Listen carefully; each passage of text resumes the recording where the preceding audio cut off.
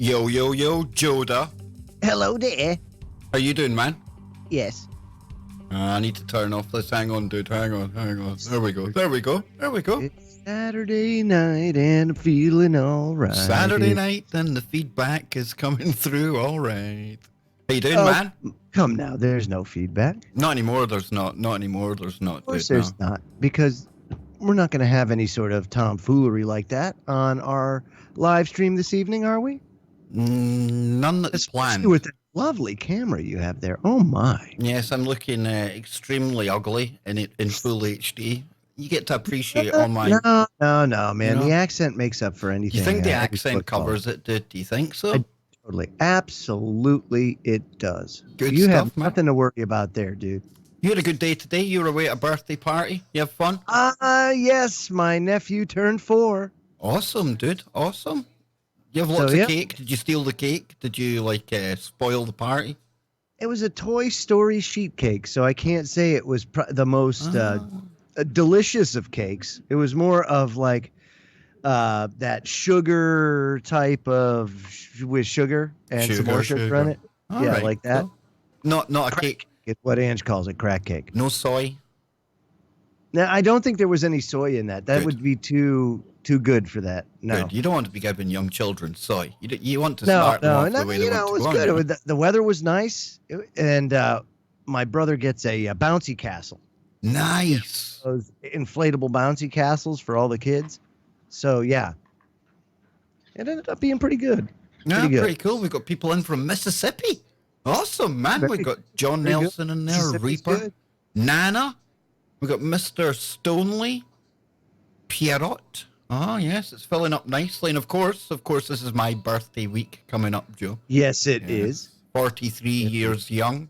Ange too, coming up in 12 days. She'll be 44. So she's a fellow crab then?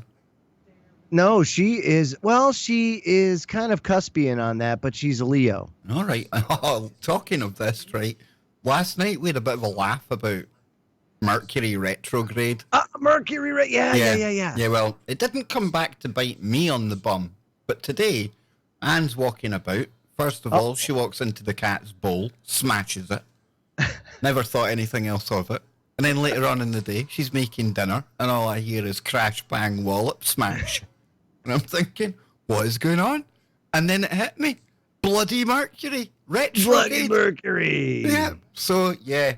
No, I don't think I'll be laughing too much at the old astrological effects anymore, Joe. No. I think they're very real. There's certainly some relevance to them, but it's all in what you pay attention to and how you pay attention to it. And, interestingly enough, Kev, I think we put too much weight in the physical realm. I really, truly do. Holy heck! I need to get an alert box in quickly. We're gonna have a super chat if I can get it there on time. I think I have. All the way from Australia as well, Joe. Very nice. Yes, indeed. very nice. You see, this later time of stream probably suits the Australian audience a little bit better. Probably a little bit better. Just it a gives little them bit. some entertainment in their morning. Just after breakfast, they can tune in and see us crazy cats. And then in America as well. I don't know if you've noticed, Joe, but just as we're usually getting ready to sign off the stream, yeah, it's when we get the most. the numbers are shooting up. The numbers started. Yeah, right. Mm-hmm. So YouTube, as much as people knock it, one thing they have improved lately is the analytics side of things. And it shows you the geography of where people come from, their ages. And believe it or not, the UK, third most popular country after. I kind of figured that, though. After, it's in tiny. fact, it's fourth. It's fourth because Australia beats it, Canada beats it, and obviously the US as well. Continent and Kanadistan and US are kind of like, I don't know. We're of similar interest almost. I would say so, dude. But if you called a Canadian an American? Or vice versa, an American Canadian. Is that not like an insult? No, I don't think so. Yeah, if you called me English, it wouldn't really bother me, but if you called Anne English, she would absolutely explode. I guess if you buy into that crap, but I don't buy into that crap. Nah. You see, because the land that we're on, right? We could say, "Oh yeah, I'm American." Yeah, but where did it come from? Who had it before us? And who had it before them? And who did we steal it from? Think about that. It's what we've taken. It's not what we were given. It's what we took. You know, That's the big thing. yeah, Graham Hancock, America Before, his new work, his new book. I obviously got it on audio books. I'm a slow reader, but it talks about people's maybe 100,000 years ago, dude, and very very interesting stuff. And it kind of rewrites the entire textbook history that we get for America. It totally rips it up and throws it out the window. Yeah. And then you've got L.A. Marzulli looking at the mounds in America as well. Those two theories don't fit with each other, but what they do is they show that what we've been told, what we're taught, far from the truth. Yeah, exactly, man. And Ange made me aware of this not too long ago, and I'm surprised I hadn't heard of this before, but, the whole how thing. If you see the Indians, how? All the spaghetti westerns, same thing, how? They all did that. And they held up their hand. And it was because they did that to make their other person hold up their hand so they can count the fingers, to make sure they had 5 fingers and not 6.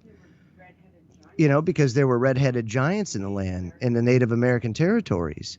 And so that was their way of identifying if it was one of them, one of their kind. That's crazy to think about, isn't it? Unbelievable, dude. How? Here we are. We do it when we're playing cowboys and Indians. Yeah, that's what. How? We don't know why they're doing it, right? How? That's how they said hi. Hi. It's like in the military, you've got like a password for the day to get into the camp or whatever. And they were checking for. What's that, dude? It's a different ball game altogether, yeah, man. The Nazi salute. How? Hey. But surely the height of these things would give them away before you counted their fingers, right? Yeah, right. But that's the thing, though, is not all of them were that different from us. Like, they had 6 fingers, they had 6 toes, they had the double rows of teeth, the double dentitions, but not necessarily as tall. But the Book of Enoch and extra biblical texts talk of giants as tall as 500 feet tall. I mean, think about that. 500 feet tall. That's a lot of giant. That's pre-flood days, but and that was when everything was different. Remember, everything lived longer. Atmospheric pressure was different. There were no oceans. It didn't rain. These are the things that we don't get taught about, but these are things that are important to understand and know, because when you understand that, you understand, holy crap, the earth is, as far as, I've heard Brooks Agnew explain it best. The earth is millions of years old and thousands of years old at the same time. Almost quantum in nature. Now you've really kind of split my head in two with that one, dude. It's millions of years old and thousands of years old at the same time. Meaning that each reincarnation of humanity, if you will, happens every, say 5,000 to 7,000 years or so. You have these big cataclysms that happen. I get you. And basically resets. I get you, dude. And that's where civilization starts over. That's where things begin again, anew. And in this case, right, God said that in this next destruction, Earth will not be destroyed by water. It will be destroyed by fire. And we have the rainbow as a symbol of his covenant to say that will not happen again. We will never have another global flood. And the rainbow is his handshake, if you will, to that. I thought it was his kind of appreciating the LGBTQ. Yes, and that's what's so interesting about the choice of the rainbow as a symbol for that. It really, truly, in my mind, is a bit on the blasphemous side to choose that. Do whatever you want to do. That's all fine. But when you start talking about using the rainbow, which is, like I said, that was God's covenant to man to say, I will never again destroy the earth by water again. It's a pretty significant moment. Pretty much, yeah. And so that kind of was striking. But at least now we know that it's not going to be an event similar to what happened to the Great Flood. And that's important. That's extremely important. So then you can kind of say, okay, well, how would the earth be destroyed by fire? Well, how does that happen? It could be radiation. It could be a cataclysm like a super volcano or series of super volcanoes. It could be comet, asteroid, anything, right? Anything like that. It could be a solar flare. Yeah, weapons we haven't even considered yet. Right. But at least it's not going to be water. Well, that's a bonus. You got that going for us. Well, I tell you what, before I forget, folks, we only need four new members for the new. Four, and we can do it if you put your mind for the new emoji. So please, if you want to support the channel, and remember, folks, I'm not going to save the world. I'm probably never going to break any news that isn't somewhere else that you can find first. But what you see is what you get, and if you like that, and if you want to show a bit of appreciation, it would certainly be appreciated here. If yeah, absolutely. Mr. Stoney in the chat room's got it. He says AI is going to destroy civilization. Maybe. Nah. That could be one of the triggers. I mean, that's the thing, though. It's not so much AI. You can't look at it as AI is going to do it. I look at it as a gun doesn't kill a person. The person kills the person. It's who unleashes the AI in that way upon the people. It's that person. It's going to lie with somebody. The responsibility, at least with AI. I like the way Geordie explained it in one of his last talks. If we can make it goal-driven, and the goals that we set it are aligned with things that would be beneficial for humanity, and we put an absolute ban on autonomous weapons. Okay. And I know that's not going to happen, right? I know that's not going to happen, Joe. However, if we were to make them all goal-driven and working with us, as opposed to independently and doing its own thing, then that way you can put the harness on it. And I think that's the kind of regulation that the likes of Musk talks about, stuff like that. Oh, we got a new member. Have we?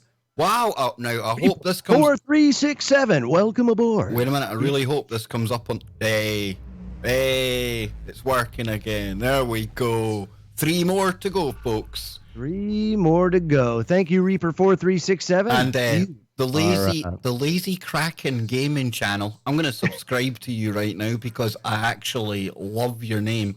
Hey, Kev Baker Show. You have the same computer as me. It's amazing how quiet it is.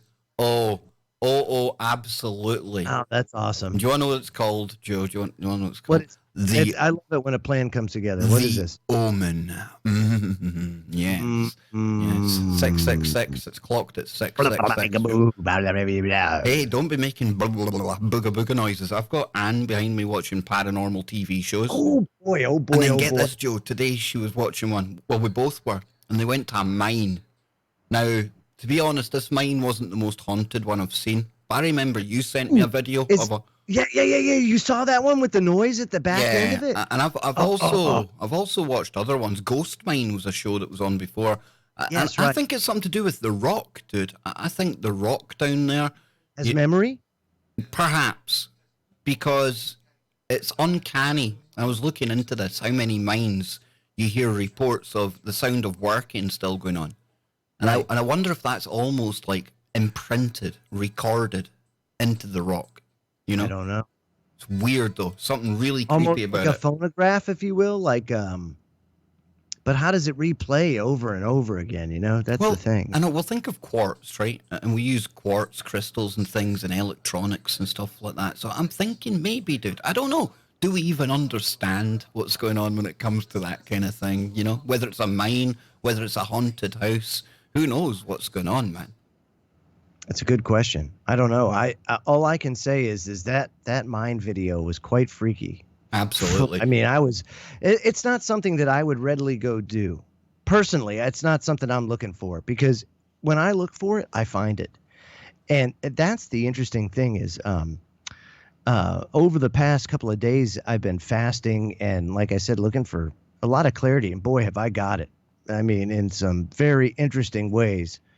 And it works both ways. The interesting thing is that I got out of this was look at what we choose to focus our energies and our attention on.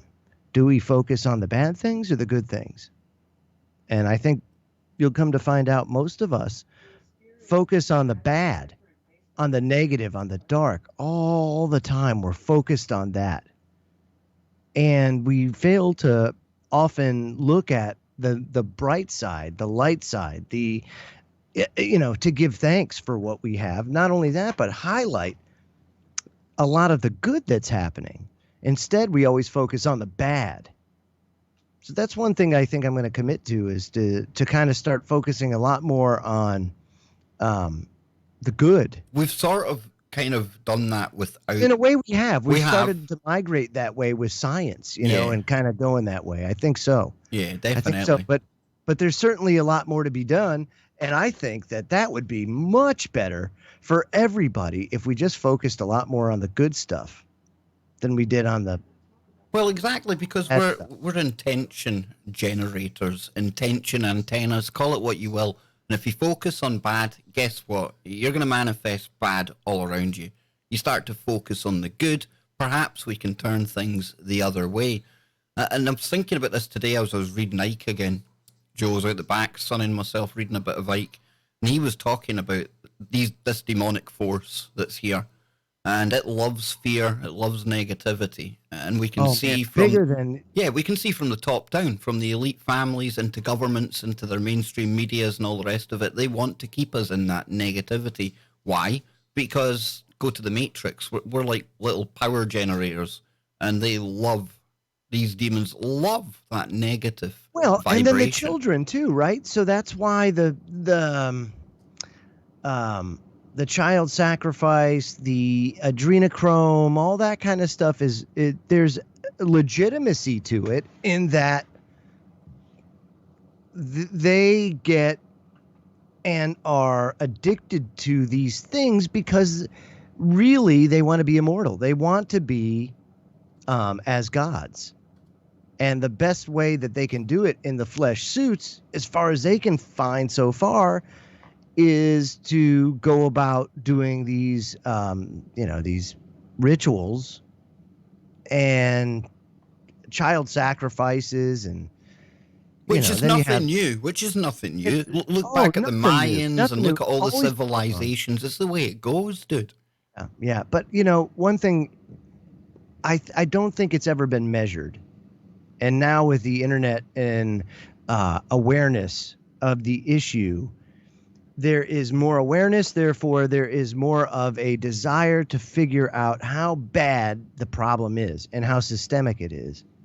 And so now I think people are kind of coming to that realization that that's something that should be focused on. And some people are focusing on it. And great. I'm glad that finally it's starting to get some attention. I think this Epstein thing is a very good way of doing that. If, and I say a big if, they actually follow through and do what's right. But if they don't, then what the hell's the point? I was listening to one thing. It was somebody that used to work in one of his houses. It might have been the New York one that was just busted recently.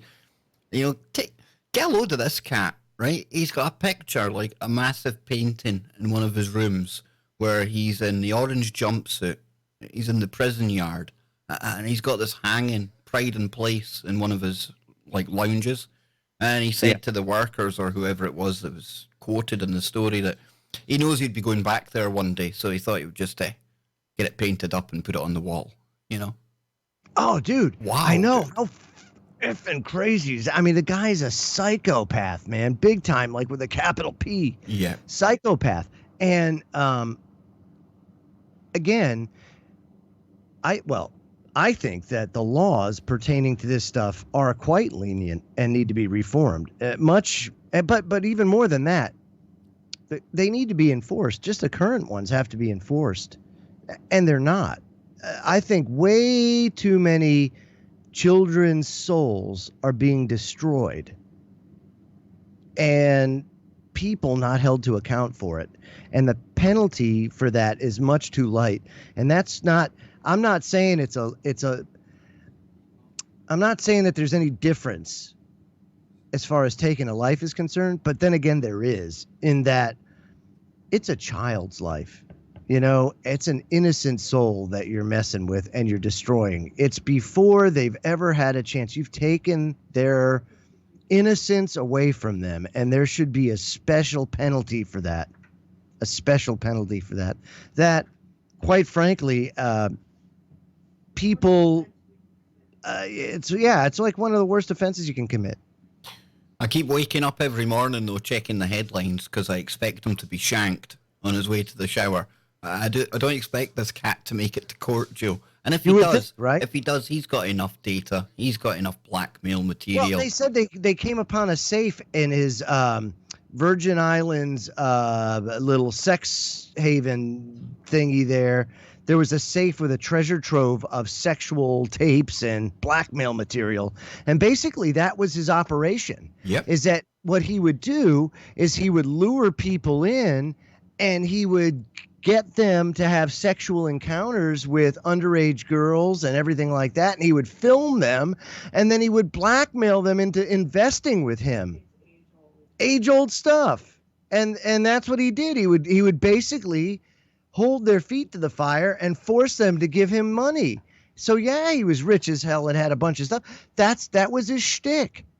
No, and I'll bet you he's got dirt on a lot of people out there, you know, and that's what's got a lot of people scared stiff. The question is, are those people of high enough repute, if you will, you know, in order to, you know, will they would you be willing this bounce off them? Would you be willing to give him like some kind of plea deal? Dude, like immunity? Yes. You give him immunity. If he was to come tell forward. Us everybody that did that kind of crap with you, and we'll let you walk free and clear. No. You serve life in prison.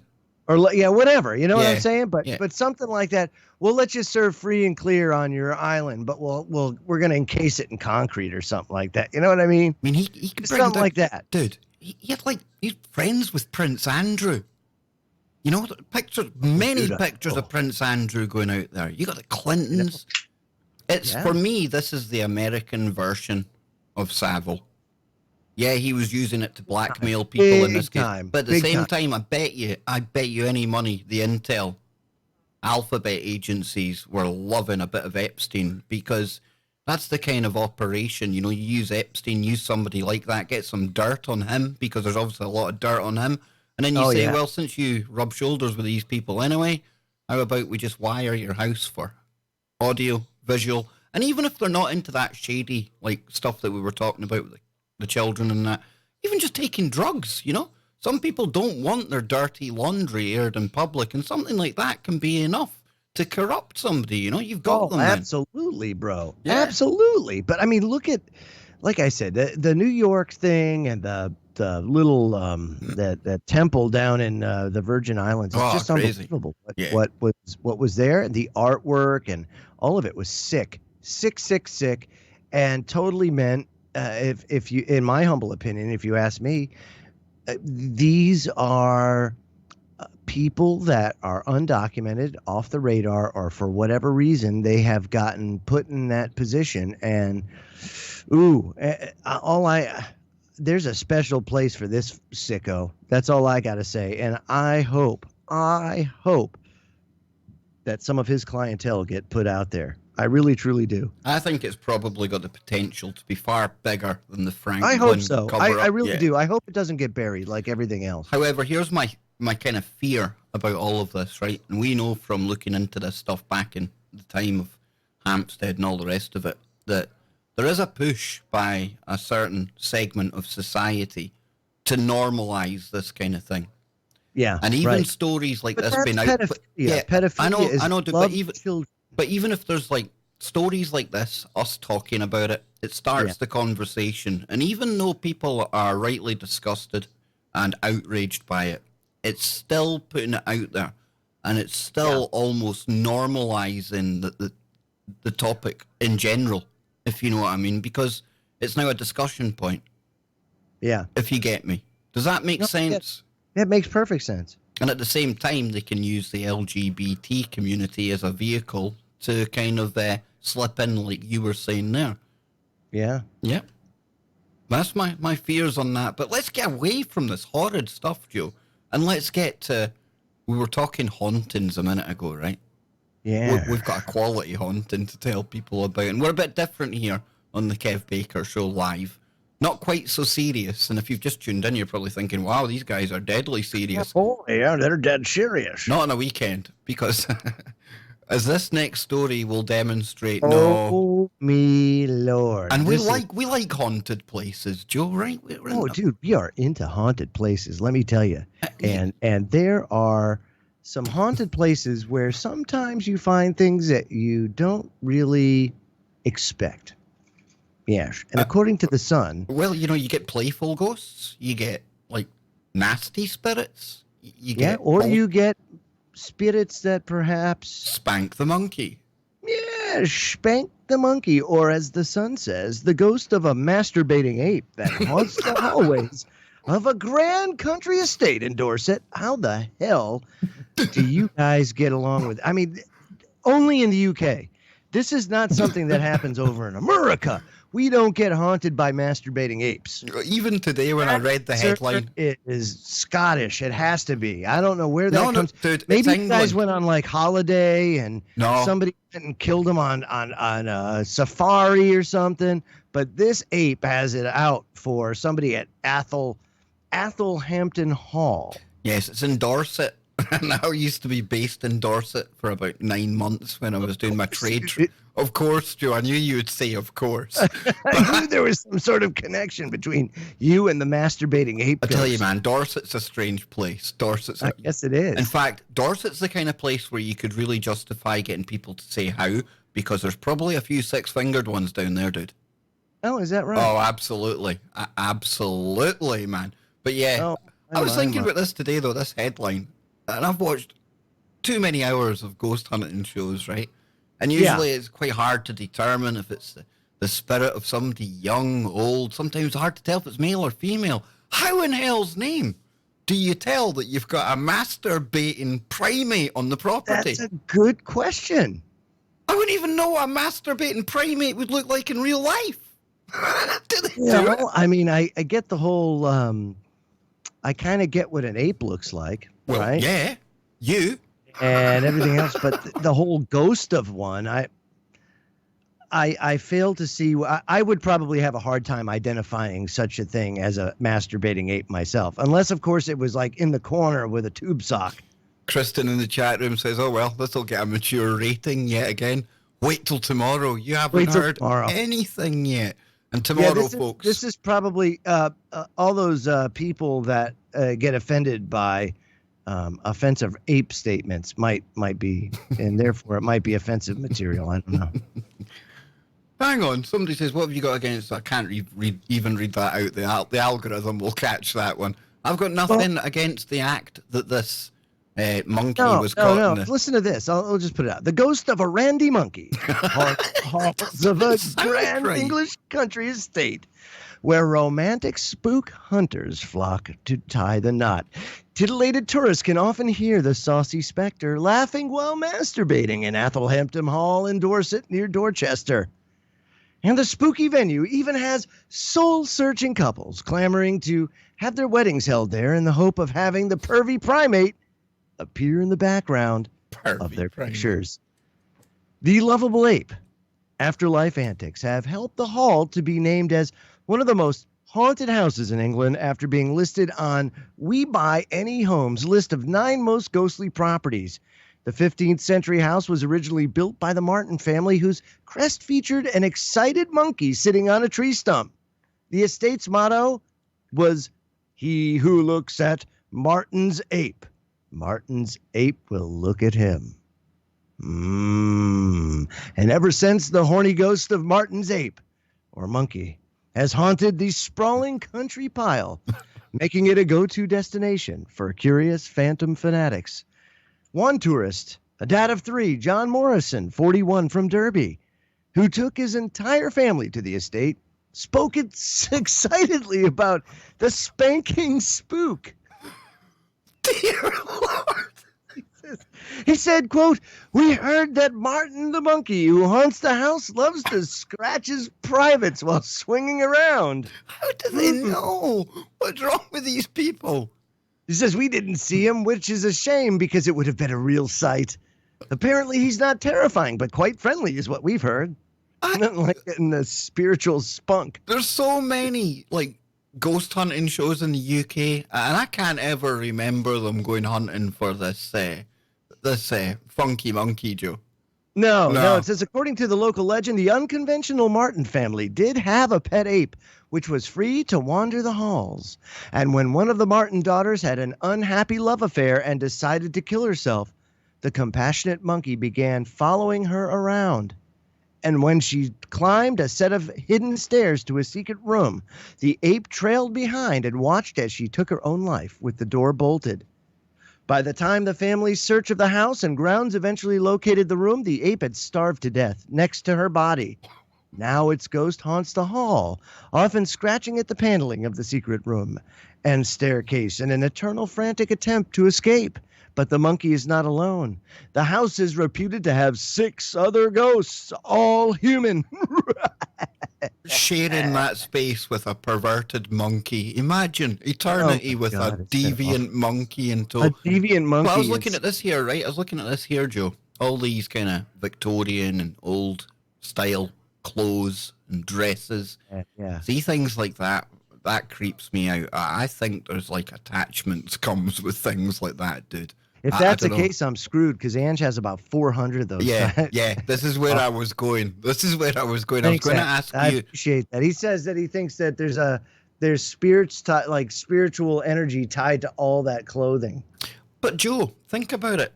You've moved property. No, if that's the case, we're like in a vortex of doom. But you've moved properties, right? And your troubles have gone with you, as have the clothes, my friend. Hey, I'm right there with you. I'm tracking it. I think objects, I do. Imprints. The energy associated with it. Ooga fucking booga. Ooga fucking booga. I bet that was the name of the monkey. I don't know. It says Andrea Cook, who had lived at the house with her family for more than 20 years, said she had witnessed all sorts of odd, inexplicable things. But while many people have had a rational explanation, she said, there are some which do not. The most recent was a dark hooded figure which rushed past one of our cleaners. She said on the first sighting, she assumed she had imagined but 10 minutes later, it came towards her again, up the old servant's staircase, and hurried past into her bathroom. I was going to say, you better watch if it came towards her. Yeah, she was terribly excited about it, having never witnessed such a thing. Excited. Oh, I was terribly excited about it. Woo-hoo! Who do you go and tell about that? Oh, I heard it goes. What was it like? What this makes no sense at all. It is a figure our youngest son has seen on a couple of occasions, but the cleaner was unaware of this at the time. And despite all of this, though, it is an amazing place to live. Oh, yeah, sure sounds like it. But on this occasion, when something does occur, and I must stress, it is only occasionally, it reminds you that there are some things which are beyond our understanding. You see, that's probably the weirdest haunting I've ever heard of. And I've heard of a few, dude.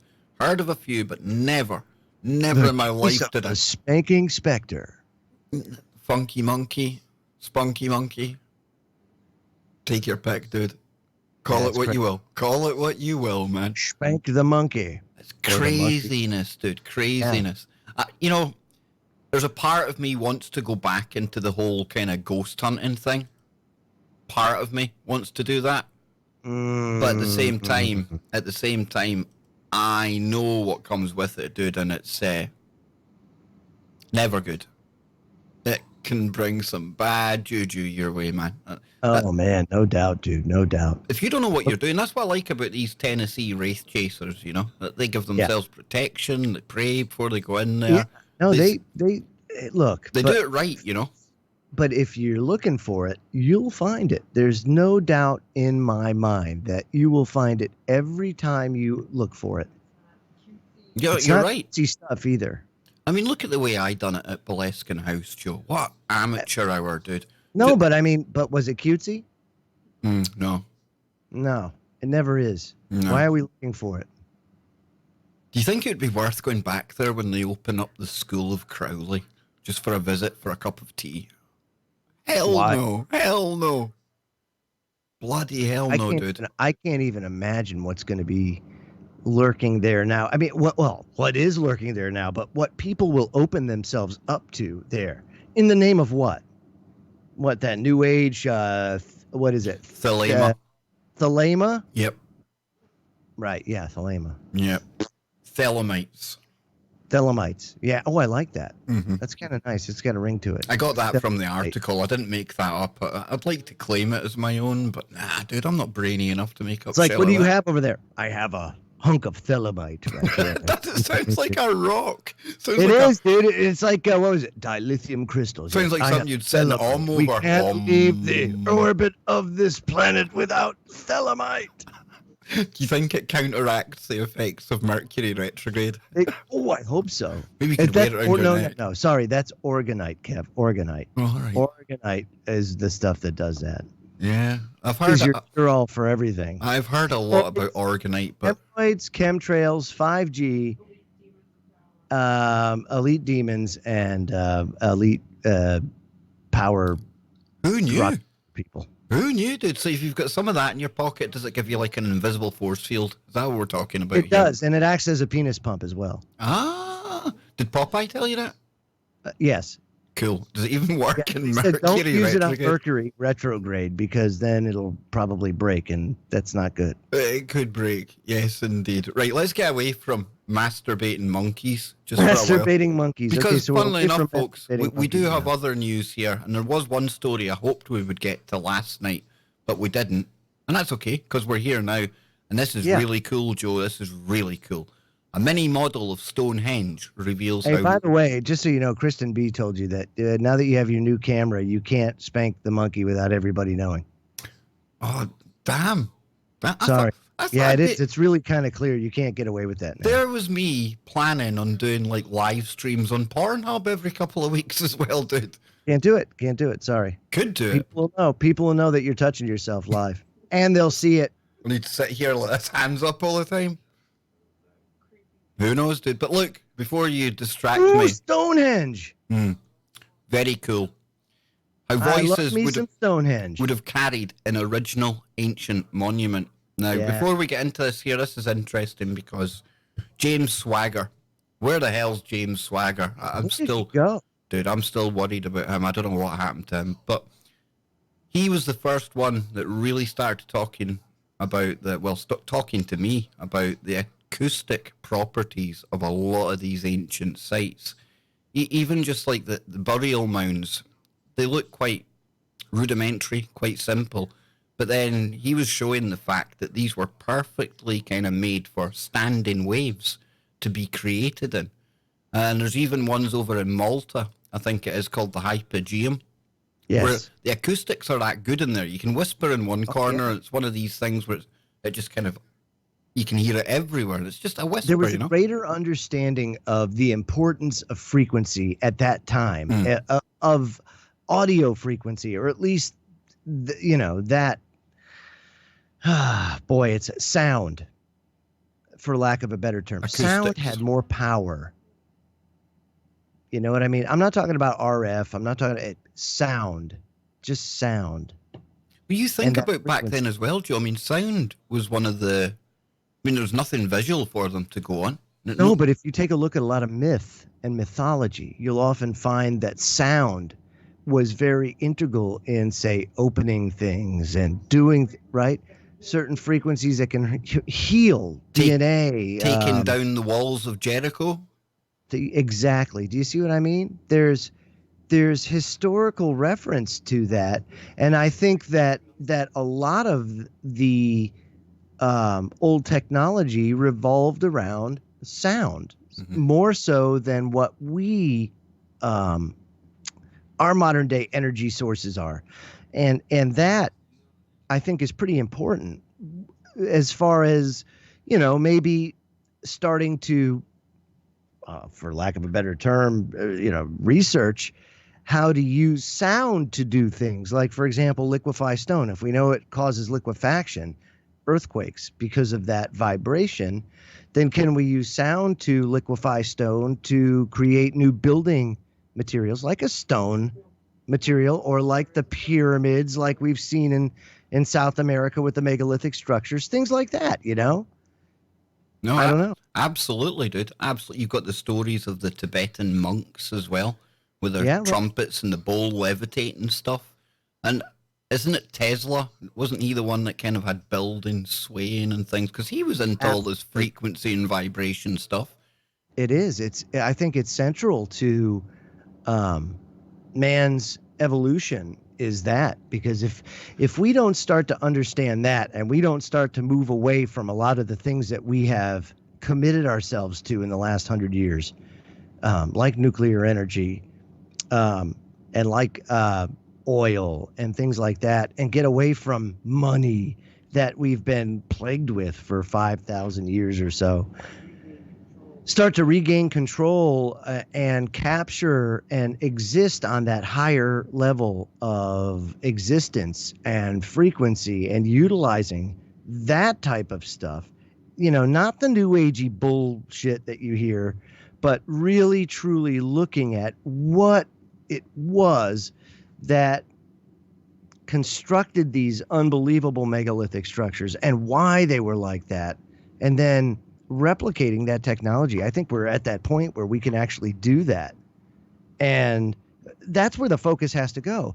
And many people before us have focused on it and come up with things that have been unceremoniously shelved, and those people silenced and or killed. Yep. So it's interesting how that's happened too over the years.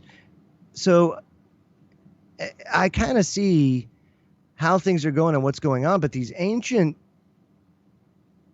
sites are good because they give us an understanding that the mythology is true to a point. You know what I mean? There's certainly truth embedded in it, and that a lot of the things that we talk about, as far as these technologies even being possible, the different DNAs, or what we would consider aliens, giants, Smithsonian cover-ups, all of these things, pyramids all over the world, they all exist, and it's all true.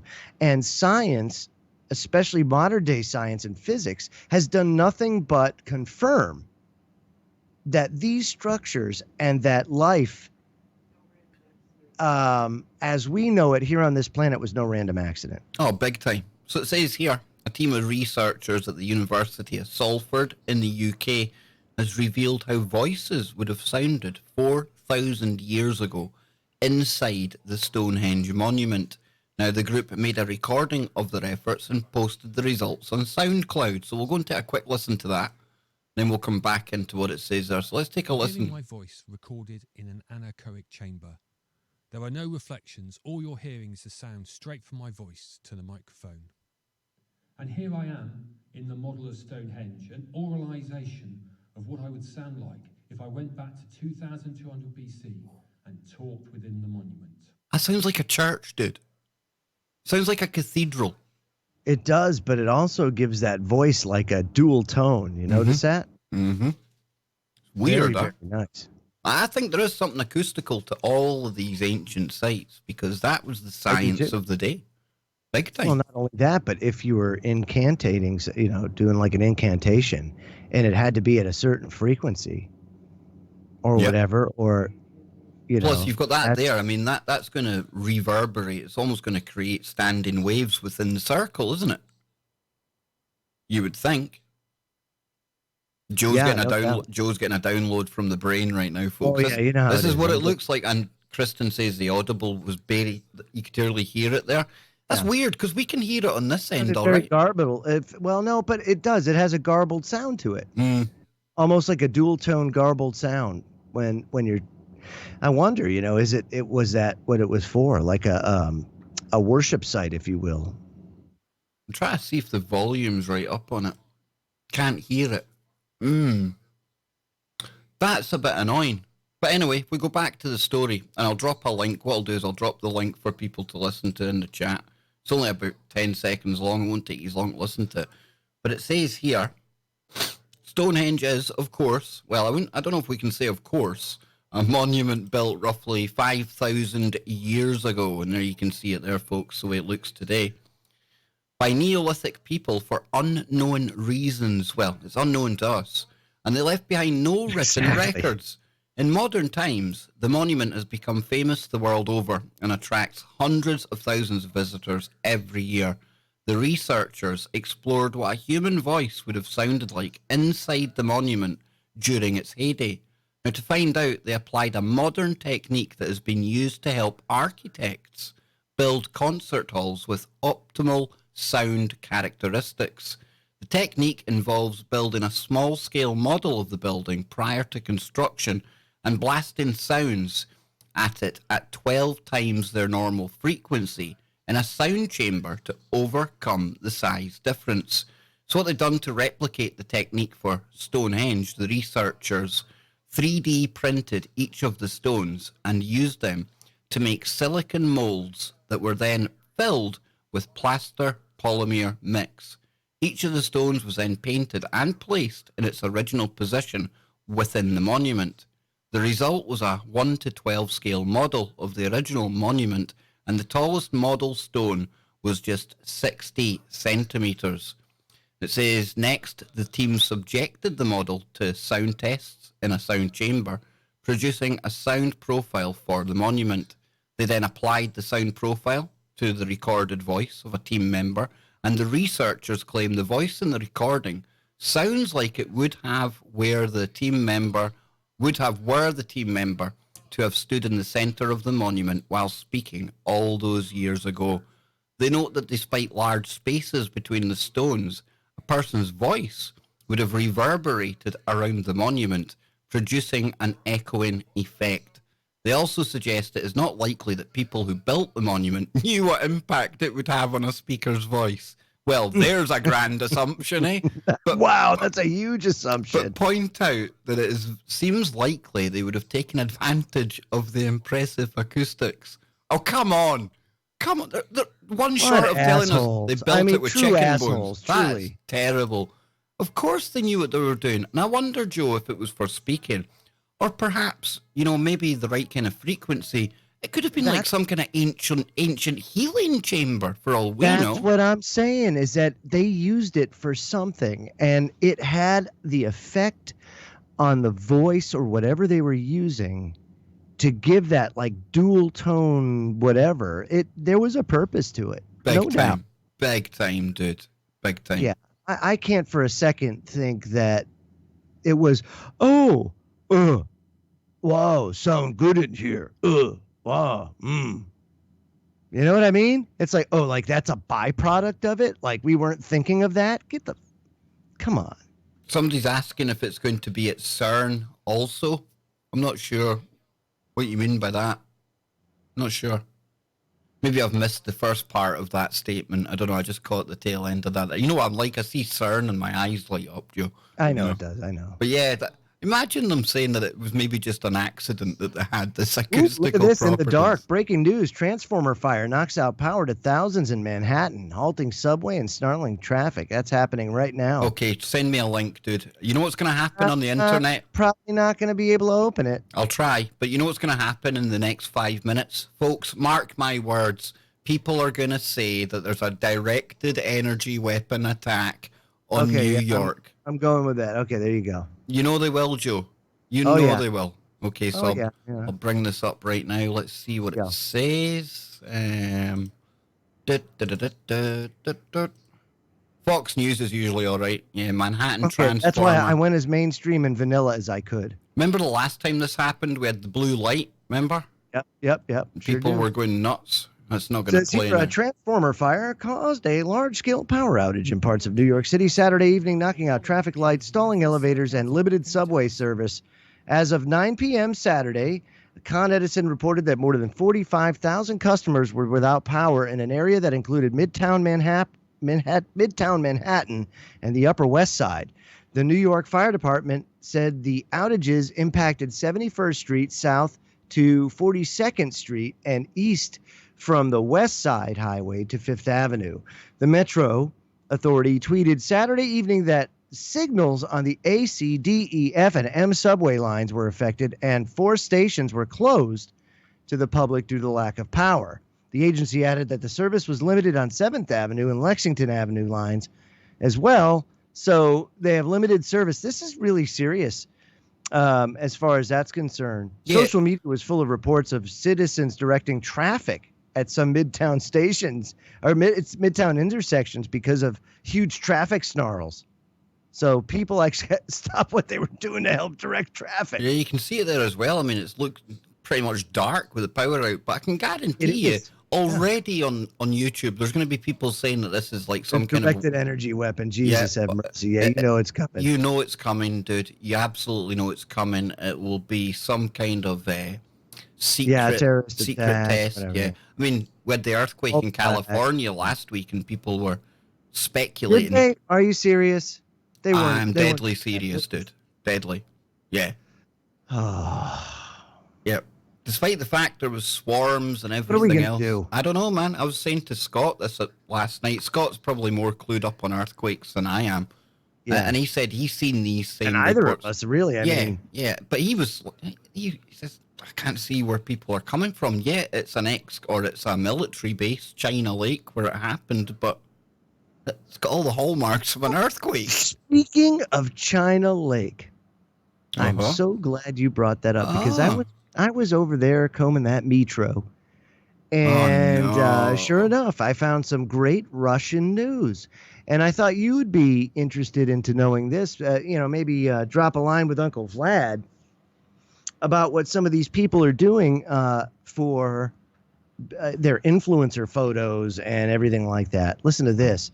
Influencers have been swimming in a toxic dump lake for Instagram. What? Seriously. Yeah, seriously. I sent you the link. Do you want me to send it to you again? No, I'll get it here. I'll find it, dude. Yeah, I get it. I've got it. Okay, so you got it. It says pictures made it look pristine and beautiful with azure waters like you'd find in the Caribbean. So no wonder influencers are flocking to this lake in Russia. But there's just one problem. It's actually a dump for harmful ash from a nearby thermal power station. Its bright blue color comes from metal oxides and calcium salts dissolved in the water.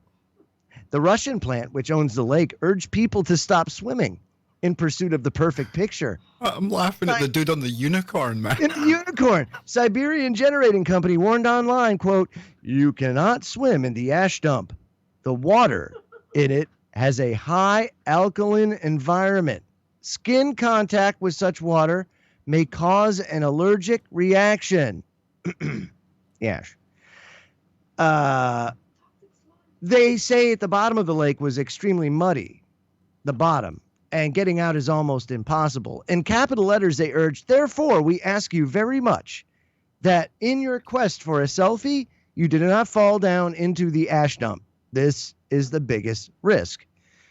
One man posted a photograph of himself wearing a baklava, a balaclava. Baklava. Wearing like a pastry. It sounds like some Russian kind of weapon that we've never heard of. Maybe that's what took out New York. Balaclava and riding an inflatable unicorn in the lake. A baklava. Clearly not taking the warnings too seriously, he wrote, "It's not dangerous to swim there. The next morning, my legs turned slightly red and itched for 2 days, but that went away." What can you do for the sake of such pictures? He says, "The water tastes a bit sour and looks like chalk." Let's see what else we got here. I mean, there are some. So far, the publicity only seems to be attracting more people to the lake. An Instagram account dedicated to finding those people who took pictures there have so far found 200 examples. And I mean, you see some of them there. Somebody says safer to swim at 3 Mile Island. Yeah. It's safer to swim at 3 Mile Island. Is this like people getting their wedding pictures taken there as well, dude? Yeah, isn't it crazy? Ange wants to see it too. 6 months ago. Don't get me wrong here. I mean, that water looks absolutely idyllic. It does. Doesn't it look wonderful? Very tempting. Doesn't look like anything you would think is toxic in any way. Yeah, the fact that it starts melting your skin off might be a hint to get out of there. No, but it's true. If it's alkaline, if it's highly alkaline, it's no different than if you go and buy some food grade hydrogen peroxide and get it on your hands, it will burn the shit out of you. I mean, burn the shit out of you because it's very alkaline. It's no different than a strong acid. It's just the other end of the scale, and it will burn you just the same as an acid will. Is this like You know? almost the Russian version of Storm Area 51? You know, let's go to the toxic lake and take our fancy selfies. Let's influence people. Cha-ching, Isn't it cha-ching. interesting? Yeah, wow. But it doesn't look anything toxic at all. It No. looks quite tropical. Yeah. And I would never know just by the pictures that was in Russia. Never. I would have never guessed that was You Russia. can't tell this here is a Russian beauty, Joe. Oh, come on. No. Neither can I. They don't have a distinctive look. No. No, I mean, granted, there's a lack of palm trees. There's more pine trees than palm trees, but still. And if you've got a protective baklava, or whatever the hell you A called balaclava. A No. balaclava. Yeah, I know What it's is a it? Go to bala. the unicorn picture. I want to see what a balaclava is. Oh, come on, dude. You know what a balaclava is? It's a bally. It's got the eyes out, Oh, you know? that's right. Yeah. Come on, man. That's the kind of targets we used to shoot at in the army, you know? Back That's in the right, old yeah, IRA yeah. days and that, you know? The ARA days. Well, I'm just saying. Yeah, damn. Ryan Gable sneaked into the chat. Ryan, you're going to be That's devastated. Great. Ryan, nice to see you, buddy. You're going to be devastated. You missed the story about the ghost of a masturbating ape. You'll only probably ever hear that. certainly- You're not going to hear that doing the certainly- rounds in alternative media, Joe. I think we might be the first and last to cover that one. Probably. It is a shame. It's a shame, but somebody's got to do it, Kev. It is. Somebody's got to do it. It is. It's a crying shame. But what else have we got in the grab bag? Because I seen my least favourite news presenter in there, Rachel Madcow. What's she been up? Oh, yes, you do. Oh, my goodness. Could I have some news with my emotions, please? Ah, This is an opinion at the Hill, and I found this kind of interesting, only because it gives a different perspective on what people are looking for with media now.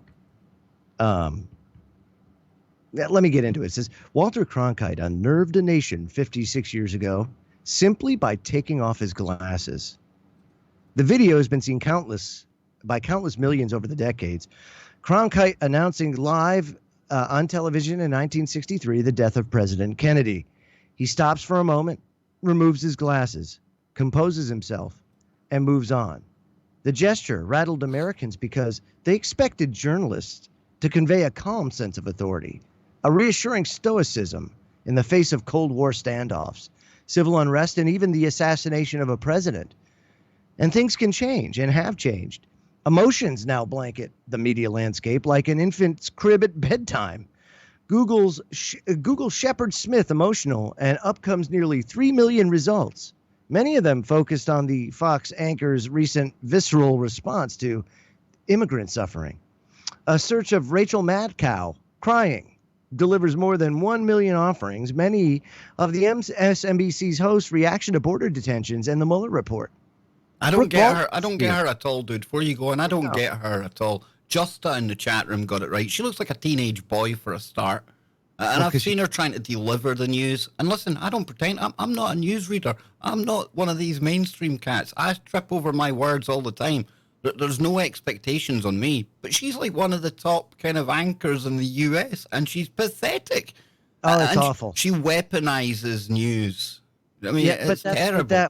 But that's what she's meant to do. Yeah. You got to remember, she kind of took the torch from Keith Olbermann, and Keith Olbermann was very much like that too. But he was more of, I don't know. To me, he was much more intelligent and could deliver things much more Genuinely. effectively and genuinely, than her. She's just so a joke. fake. Yeah, I mean, like. But it doesn't matter. You know, it says they're not alone. Contemporary culture trusts feelings over facts, rewards heated emotion, tears or anger, and rejects medium cool. The effects on journalism is unmistakable, and a lot of the blame can be placed on those all too common twin devils, television and the internet. Oh, booga. Yes, ooga booga. From the earliest days of television, journalists understood the power of an image to overwhelm objectivity. That's why Cronkite and others worked hard to present the news without emotional cues. No raised eyebrows, head shaking, or wild-eyed incredulity. Incredulity. Blah, blah, I was giving it present- wide eyes and shaking head, so you can't do it like that, Joe. Bugaboo. Bugaboo, bugaboo. Yes, I can do it without doing it. They presented the news simply, expecting this would counteract that gut-level response. All humans have to striking images. I can't do it. It didn't work for too long. As television began to overtake newspapers, images trumped words. Viewing overpowered reading. In the 1980s, TV news actually became profitable, which increased pressure on electronic journalism to highlight emotional images that delivered viewers. Then in this century, the internet blew everything up. Now photos and videos are available all the time and in any quantity. News organizations feel pressed to do whatever they can to grab viewers' attention in the midst of this staggering clutter of emotional imagery. But emotions can be like an addiction. The only way to hold a viewer's attention is to continually ratchet up the emotional stakes. It's not enough to connect passionately to a picture or a video clip. The audience also has to expect a fierce attachment to news anchors and reporters. They want to see the journalist emote, which is embraced as a more reliable truth than the facts and figures being reported. Media analysts refer to this as the post-literate society, where words matter less and images are our main language, the most effective way for humans to communicate. In a way, we've been here before. Call it a pre-literate America. At the beginnings of mass communications more than a century ago, back then vast sections of the populace, from rural areas to immigrants-swelled cities, had the best at basic grasp of reading. And in that culture, yellow journalism thrived. Newspapers relied on simple sentences, bold headlines, and lots of big photos. The Hearst and Pulitzer chains competed for emotional-driven stories like crime sprees and sex scandals. Their papers were often aligned with a political party, Pulitzer the Democrats and Hearst the Republicans, and each accused the other of exaggeration and sensationalism. And in other words, fake news. Their battles for dominance is ever blamed for whipping up public passion and sparking the Spanish-American War. Tabloid journalism never went away, of course, but its power diminished thanks to increased literacy, especially after World War II, as the nation poured money into education. At that point in time, words mattered. Literacy can also mitigate today's journalism trend. Media literacy is now being taught in many schools, training students to view images critically, to be aware of the fervor they conjure up, and to put those in perspective. Studies show younger viewers are in fact better able to cut through the clutter, separating facts from emotion and reporting from opinion. The genies of the genres of images and emotion can be pushed back, and the genies be pushed back into their bottles, nor should they. Impersonal and objective always threatens to seem cold-blooded, especially in the face of tragic news. But a new literacy, a new vigilance is required. William Randolph Hearst, at the height of his tabloid powers, quoted as saying, "Don't be afraid to make a mistake. Your readers might like it."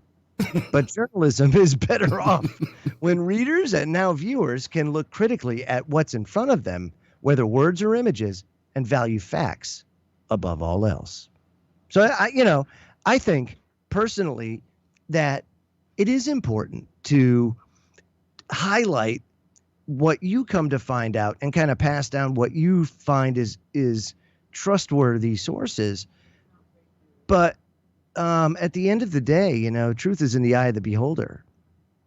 And who am I to tell people what to go look for? And that's what they're trying to do. It's no different than propaganda. We stopped doing that a while ago, Joe. We stopped telling people what to think, how to think a long time ago. We can only give people stories, what they make of it, up to them. But Ryan in the chat room, he says, Kev, you need to check out Mandark.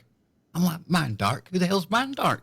Well, Mandark. This here is the cartoon image of, you ready for it? Rachel Mad Cow. Oh, she's Where is definitely. it? Where is it? Hold on, I gotta. There we go. She's a man dark. Absolutely a man Oh, dark. oh, yeah, dude, that's her. She's got the man dark going on. Absolutely, man. I like that. I'll probably better get that off the screen because, Warner Brothers will probably take a swipe at me. Man dark. And somebody in the chat room before we were going on asked what happened to Duncan Campbell. I love Duncan Campbell. What a great guest he was. Perfect. Until myself and Scott never bought into the Q nonsense.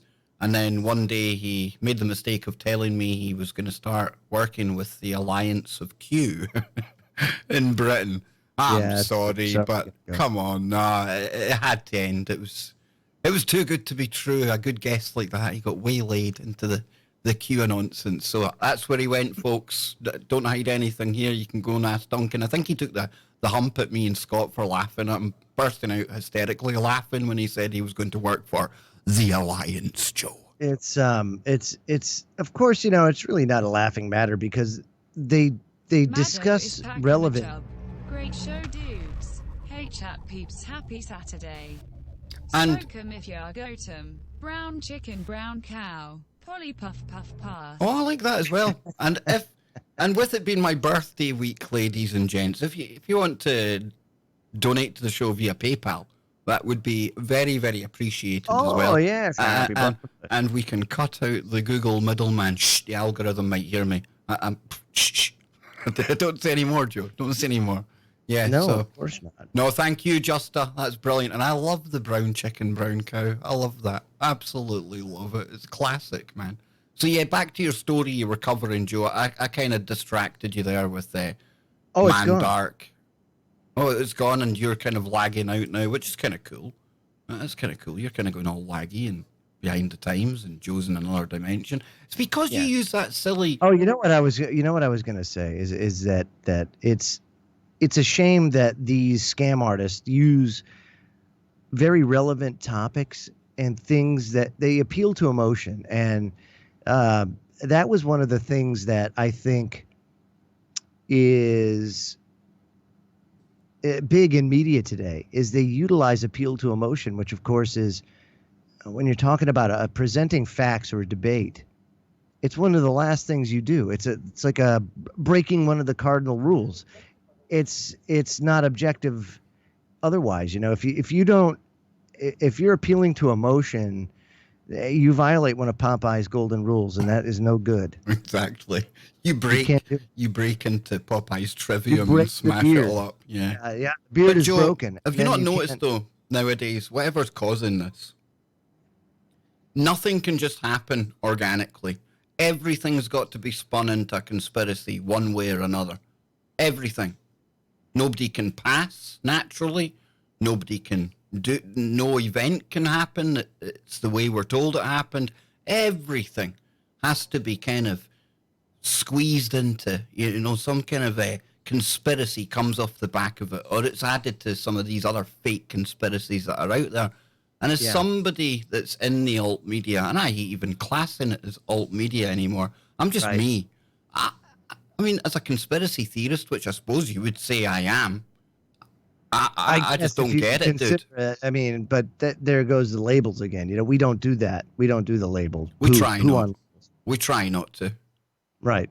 But for the genre we're in, and we have been in for years, people probably don't realize how long we've been at this malarkey. Between Freedom Link and when you were on Blog Talk and I was on Celtic Kev 999 and stuff like that. So the way it's changed, it's never for the better, dude. I thought it would be getting better by now. I thought at one point we were going to replace the mainstream. Oh, totally, dude. And we were on the way. We were. And then Google went whoop right out. And it was Orange Man got in and hoodwinked brigades of truthers back into the left-right paradigm.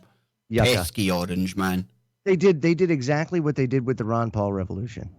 Totally and completely hijack it and just destroy it. And that's what they've done from the inside. They just totally destroy it. It's like a cancer. And they did it again with the, independent media. Look at Jones. Look at InfoWars. They've been totally and completely destroyed. Destroyed. Big time, dude. Do you think you think that was Roger Stone that got in there and really kind of corrupted him into that? It depends on if he gets off. You think If so? he gets off, yeah, I would say so. Want to give a big shout out to Suzanne. Suzanne out there. Suzanne, thank you very, very much. I will buy myself a little birthday beer with that. You are absolute legend. Fantastic. A little birthday brewski for the Kevster. And there was no message with it. If there was a message, I would have read it out. So don't think It's better than the 99 pence cider. Just dude, don't. don't do that. Stay away from that shit. That's bad over here, dude. I don't know about where I you know, are. it's like turpentine, dude. What's the kind of wino's drink of choice in the US, you know? Oh, in the US for that? It depends. I mean, there's so many now. We've got Frosty Jack, we've got White Lightning. There's all different kinds of like. It's a ghetto wine, like turpentine to Mad get off Dog, Boone's Farm. Mad Dog? Yeah, we've got Mad Dog over here. Yeah, Mad Dog 2020. Yeah. Then they got Boone's Farm. That is delicious. And then let's see what else. Malt liquor is the way. See, now back in the day, I was into the whole Schlitz Blue Bull thing. That was kind of like the double malt beer, but because it was $1 for a big old can, and you could, it was good. It went a long way. But boy, oh boy, I mean, it's probably the worst thing for you. So yeah, I'm very glad that I stay away from that stuff. I don't even know. All I know is that it's very trendy. It moves around a lot. There's always new stuff, and now I think they're merging energy drinks. But get this, because I forgot this. Ryan showed me this during the week. There's a KBS beer. Literally. A KBS beer? No shit. KBS beer. I need to get some, man. I need to get some shipped over. You probably need to stay away from that. Mickey's Grenades, just a guy. Yeah, those things are horrible. Oh, those wide mouth Mickeys. Yeah. And Marty in the chat room. Yes, birthday on Tuesday. And on Tuesday, to treat myself and the KBS audience, I have got Chris Anatra coming onto the show, and people are saying, well, who the hell's bloody Chris Anatra, Kev? Is that like Frank Sinatra's brother or something? Oh, no, it's not. 2 seconds, I shall show you, folks. Man. Here we go. See if I can find it. See that? Hey, Joseph Crow in the chat room, little oldie 40. You see, this is who we're getting on Tuesday, folks, and I'm just going to play maybe a minute of this, and you'll get the idea of who we're getting on Tuesday for Kev's birthday. Yes, here we go. Up in New England, we have something called Genesee Cream Ale. It's in upstate New York, Genesee Cream Ale. That is the premier. My name is Christopher Anatra. I'm the president and founder of a computer software technology company called NECS Incorporated.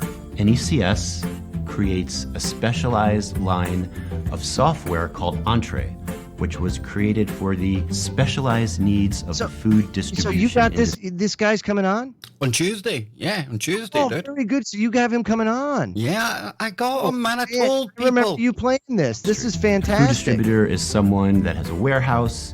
They stock large quantities of food. They have a fleet of trucks, and they make deliveries to grocery stores and restaurants, etc. We've been doing this for over 25 years. So we have a lot of experience in this industry. We have over 2,000 clients that use our software, that depend on it for their day-to-day operations.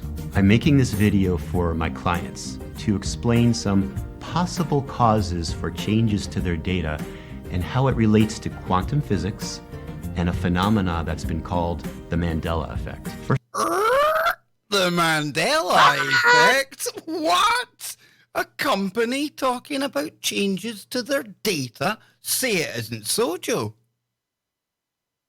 You got to send Ange that video, would you? I'll send it to you, and you can send it to her, yeah. Yeah, do that for me, because I'm telling you, bro, that is, for Rizzle, super heavy.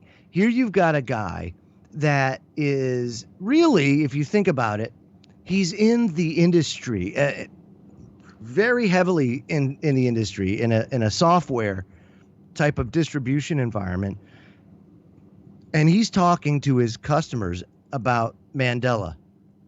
Yeah. as having a real life effect on his databases. That's pretty huge. I think it is. And I think it's a really brave, bold move, dude, because, to have your company maybe associated with something that a lot of people say doesn't exist, it's pseudoscience, it's all just people remembering things wrong. Well, I'm sorry, but if a database and a software company, if their data's changing and stuff that they used to order had one name and now it's another name and everything's up in the air and people are even looking at their orders going, what the hell? This has changed. And this is what Ange has been struggling with now for a while. Remember, she had that time slip, and she's been struggling. October 24th, she just said, October 24th, like Rain Man, because she can't get over it, dude. It's been haunting her. See, there's something weird going on. I'm so glad you gave me that video, because she's going to go watch it now and listen and tune in on Tuesday, because this might shed some light. Here it is affecting databases, your values and stuff like that. If that's truly happening, then she, now she's got an answer that she might be able to actually get some peace with. No, absolutely, man. I'm really looking forward to getting Chris on. We've only really had a couple of exchanged emails, but he's going to be on Tuesday, and we're going to I'm going to ask him basically what's happened, what really alerted him in his data, in his software to what was going on, or was it customers coming to him? And then what his plans are to really account for this kind of thing. How do you adapt software? Yeah, it's pretty deep. Yep. And to me, this is great because it gives you a real life application that is being manipulated as a result of this. And if they have data that can prove that, I mean, it doesn't get any better than that, Kev. Mr. Mentz in the chat room's asking for the link. No problem, buddy. There you go. There's the link there, folks. Don't watch it now, though. Don't watch it now. Watch it after the show. That's right. We're nearly done. We've got a couple minutes to go before we can. We're nearly done, so you can watch it in a moment. But I'm really excited about that one. I believe I've got Charlie Robinson on Monday as well. Always a good one. Always a good one. Yeah, always. So I'm looking forward to this week. It's going to be a good week, birthday week. And unfortunately, folks, next weekend we won't be here because I am going to be going up to the north of Scotland. But you're going to have to live stream with me from Pearlie's house so that we can. You think so, dude? Yeah, absolutely. I can't take this beast on the bus. You kidding me on, man? Come on, Mom doesn't have a. Oh, she does, dude. She does. But have you seen how heavy it is, like doing it, like your memory and your graphics and shit, doing Streamlabs? That's why I had to get. I'm not talking about Streamlabs. I'm saying just give me a call. Oh yeah, I can do that. Oh hell That's all. Hell yeah, man. Hell. You see, usually, Joe, you don't want to associate outside of work time. No, it's different. It's different. That's different. Yeah, big time. Yeah. So, what's the chat room saying? Before we let you get back to your day, if you want to tag me in the chat room, just put @ and then Kev Baker Show. It'll highlight it, then we'll be able to see it easier. But we're on YouTube, and I noticed something today, Joe, and it was. Oh boy, look at Just a Guy. Look at he's transforming his health. He says he's looking into bone broth, nascent iodine, pre and probiotics, and tangy tangerine. I knew it was tangy tangerine. I tried that tangy tangerine at one point, and no, folks, I'm not sponsored by them. I'm not selling it. It was Johnny Whistles had it. I have never had something quite as refreshing, and it was obviously just because some of the stuff in it, my body was craving it, Joe. That's right. You know what he needs is a good haggis colonic. Oh. Dearie me. That's what he needs. He needs a good haggis colonic. I had a Mexican colonic the other day, let me tell you. Did you really? How big? Like 32 ounce? Oh, no. It was like, well, we've got Taco Bells in Scotland now, dude. Do you? You know what was effed up? I went into Burger King yesterday to get Ange a veggie burger, right? Okay. And as I go in there, I look, Burger King's selling tacos now. Like, what the fuck happened? Is the Mandela effect truly affecting more than the bases and everything? Why in the hell? It's when you go into Burger King and they're selling Kentucky Fried Chicken, you can't beat Taco Bell, dude. I loved it. I must admit. Big fan. Is it Burger King now? Burger King, yeah. Burger King. Burger King. Absolutely. Oh, now Ange is all mad, which I rarely consume, by the way. Oh, Just the Guy. If you're wanting a coffee enema, go and watch. Well, you see, that brings me to my next point. I would make fun of the YouTubers who push the coffee enema. But there's been a new change to the guidelines on YouTube.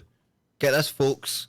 No more can content creator go after content creator. Yes, instant ban.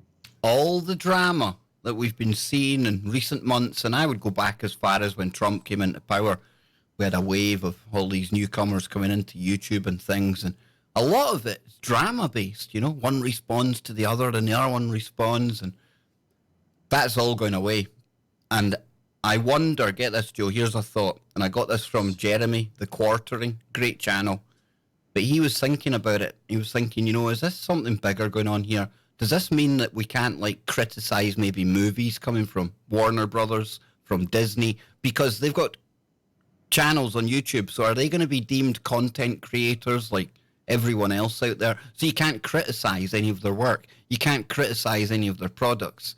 You see what I'm saying here? Because they're a content creator like you can't talk bad about them anymore.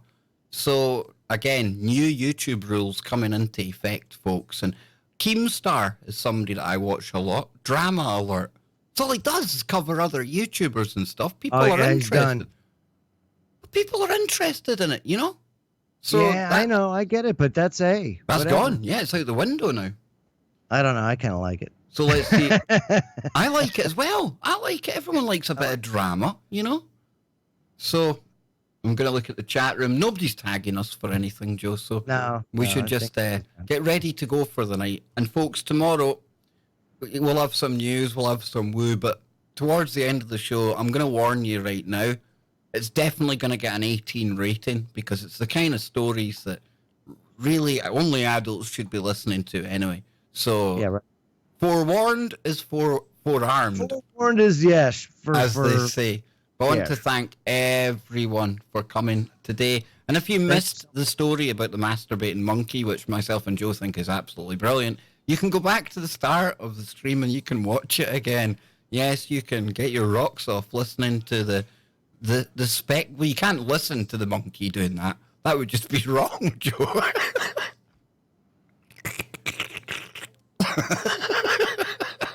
Oh my God! What does a specter sound like when he's it sounds like that. Spectre? It sounds a bit like that. Yeah, not good. No, not good in the not hood. Good at all. Not good in the hood. So, folks, I think at that point, you know, we've come full circle back to the magic monkey, and we will take our leave for now. But listen, remember, hit like, hit share. If you want to become a member, we only need 3 more, Joe? How many did we get today? 3 more. I want 3 more by the end of the weekend, folks. I'm not asking. I'm demanding. I'm only joking. But no, 3 more, and that means we unlock the next emoji. And I'm starting to think we might have a funky monkey emoji now, Joe. That's very good. So far, so good. Yes. Yes, absolutely. So definitely on the menu. We have hit our golden 90-minute mark. And myself and Joe, we like the hour and a half. We like the 90 minutes. It's not too long for you. It's not too long for us. It's 3 a.m. here in the UK. So I think it's about time for Kev's Beddy Buys. What are you up to the rest of the night, Joe? Night time. Night time? Really? Oh, yeah. Don't lie. Ange is going to have you watching kitty videos. Oh, well, if we're not watching cute, cuddly kitten videos, yes. Yeah, because I'll shame you. Before we came on air today, Joe was sitting, gooing and, God. Nothing cute, cuddly kitten videos. He likes cat videos. You're a cat man. I am. Cat man do. No doubt. Right, so until tomorrow, folks. Same time tomorrow, Joe, or a bit earlier? Sounds good to me. Anytime you want. Oh, God, he doesn't help much, does he? So, yeah, No. Thank you, mods, for keeping the chat room a safe space. I fucking hate safe spaces. But thank you anyway, and we'll be back tomorrow. So, good night, God bless, and if you see any freaky monkeys doing the rounds, contact me and Joe, because we would love to talk about it. Later, YouTube. Will we play music on the way out, Joe? Who cares? Oh, we do care. We love our music. Come on, man. We're like professionals. I watch Unirock doing this. Unirock is like a producer, director. He's got it all going on, man. He must be like an octopus. Let me help you. Here you go. Are you going to dance to it? Here we go. Joe, give us your funky monkey robot face before we go. It's like almost part of the show now. No, you can't do the robot face like that. Come on.